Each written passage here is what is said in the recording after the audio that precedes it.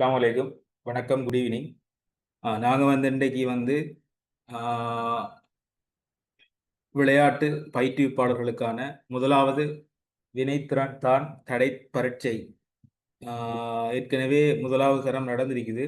இது 2வது தரம் இந்த பரீட்சை நடைபெறுகின்றது. ஆகவே இதில் மிச்சம் குறைவான 3 பேர் தான் ஜாயின்ட் ஆகிருக்கிறீங்க.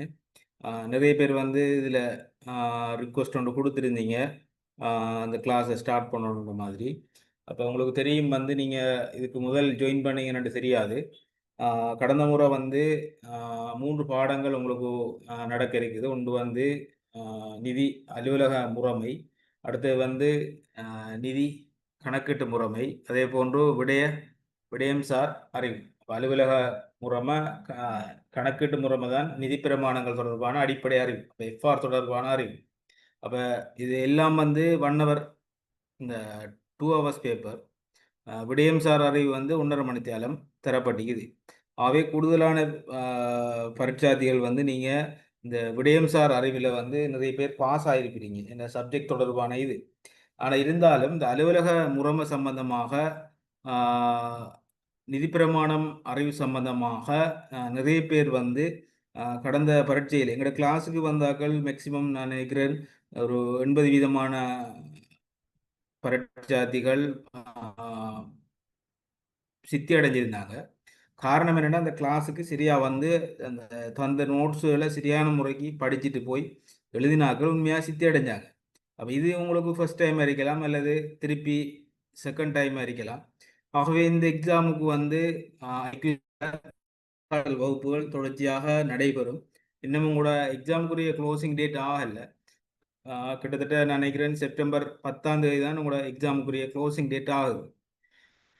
அப்போ எக்ஸாம் வார மாதம் அப்படி நடக்கலாம், 10ஆம் மாதம் அல்ல 11ஆம் மாதம் மட்டும் நடக்கலாம். ஆகவே நம்ம எக்ஸாம் கால் பண்ணுற டேட் வேறு நாங்கள் வெயிட் பண்ணாமல் கண்டினியூவாக கிளாஸை ஸ்டார்ட் பண்ணி கொண்டு போகிற நோக்கத்தில் நாங்கள் இந்த கைட் கிளாஸை போட்டிருக்கிறோம்.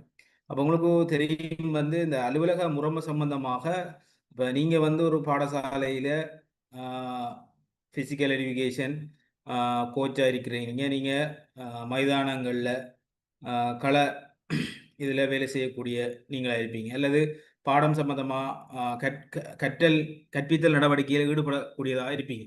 இருந்தாலும் உங்களுக்கு அந்த அலுவலக முறைமை சம்பந்தமாக ஒரு அலுவலகத்தில் என்னென்ன வேலைகள் நடக்குது, ஒரு அலுவலகம்டா என்ன, அங்கே என்ன சேவைகள் நடக்குது, ரைட்? அப்போ அதில் எவ்வாறு நாங்கள் ஒரு கடிதத்தை எப்படி நாங்கள் கொடுக்கோம், அந்த கடிதத்துக்கு எப்படி ரிப்ளை வருது, கடிதத்தை எப்படி ஃபைல் பண்ணுறோம், கடிதத்தை எவ்வாறு அதுக்கு ரிப்ளை எழுதப்படுது, மினிட் எப்படி எழுதப்படுது, ஃபைல் எப்படி மெயின்டைன் பண்ணப்படுது, இப்படி நிறைய விடயங்கள் இந்த அலுவலக முறைமை சம்பந்தமாக இருக்கு. அதே போல் ஒவ்வொரு அரசு நிறுவனங்கள்லையும் 2 விஷயம் மிக முக்கியமாக இருக்கு. அரசாங்கம் 2 விஷயத்தை முன்னிறுத்திக்காங்க. என்ன விஷயம்டா, ஒன்று இந்த அலுவலக முறைமை சம்பந்தமாக தாபன விதிக்கோங்கிற ஒரு விடயம், எஸ்டாப்ளிஷ்மெண்ட் கோடுங்கிற ஒரு விடயம் உங்களுக்கு தெரிஞ்சிருக்கும், அல்லது இப்போ நீங்கள் பார்க்கலாம். அதாவது தாபன நடைமுறைன்னு சொல்லி, தாபன விதிக்கோவன்னு சொல்லி, அதாவது இலங்கை ஜனநாயக சோசியலிச குடியரசின் தாபன விதிக்கோவை. அப்போ இந்த தாபன விதிக்கோவையில் என்ன சொல்லப்படுதுன்னு சொன்னால், இதில் இருக்கிற விஷயங்களும் உங்களுக்கு இந்த அலுவலக முறைமையில் வரும். அப்போ லீவ் உண்டா என்ன, நியமனம் எப்படி செய்கிற, எப்படி இந்த ஓவர் டைம் கால்குலேட் பண்ணுற, எப்படி ஹொலிடே பே விடுமுறை நாட்கள் எப்படி, அடுத்தது புகை வண்டி ஆணைச்சீட்டுகள் எப்படி எடுக்கிறது, ரைட்? அதே மாதிரி சில சம்பளம் எப்படி பார்க்குறது, அவங்களுக்கு படியேற்ற சம்பள படிநிலை எப்படி, வினைத்திறன் தடை தாண்ட பரீட்சைனா என்ன, இப்படின்ட்டு சில நிறைய விஷயங்கள் இதில் உள்ளடக்கப்பட்டிருக்கு. இப்போ இதில் பகுதி 1 பகுதி 2 விஷயங்கள் உள்ளடக்கப்பட்டிருக்கு. ஆகவே இந்த அலுவலக முறைமை சம்பந்தமாக நாங்கள் ஏற்கனவே ஒரு இன்ட்ரடக்ஷனுக்காக வேண்டி நாங்கள் இதில் கொடுத்துருக்கிறோம். இந்த அலுவலக முறைமையில் முதலாவது பாடம் அதான்.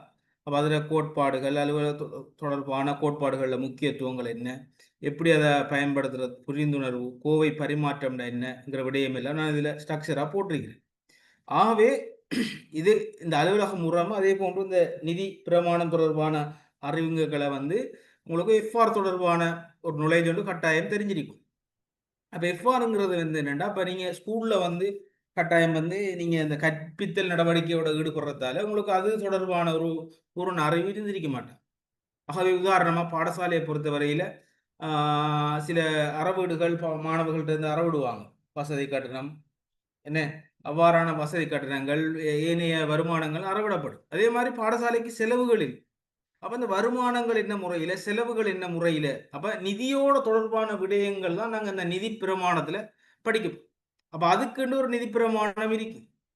அப்ப ஈகோடுக்கு இந்த அலுவலக முறைமைக்கு ஈகோடு இருக்கிற மாரி, நிதி நடவடிக்கைக்கு நிதி பிரமாணம் இருக்கு. அப்ப இந்த 2 புக்கையும் வச்சு தான், இந்த 2 ஸ்ட்ரக்சரையும் வச்சு தான் நாங்க அரச நிறுவனங்கள்ல செயற்பாடுகள் இடம்பெறுது. அப்ப அந்த வகையில தான் நாங்க இந்த அலுவலக முறைமை, நிதி பிரமாணம் சம்பந்தமான போதிய அறிவை நாங்க இந்த வகுப்புகள்ல பெற்றுக்கொள்ளலாம். ஆகவே கட்டாயம் வந்து இந்த வகுப்புக்கு நீங்க இந்த கிளாஸுக்கு வந்து அட்டெண்ட் பண்ணினா தான் கட்டாயம் வந்து மேக்ஸிமம் ஒரு நாலேட்ஜை பெற்றுக்கொண்டு நீங்க அந்த எக்ஸாம்ல இலகுவா சித்தி அடையக்கூடிய வகையில 40 மார்க்ஸ் எடுக்காம 70, 80 மார்க்ஸ் எடுக்கக்கூடிய வகையில இந்த ஆ இந்த வகுப்புகள் ஒழுங்குபடுத்தப்படும். ரைட்.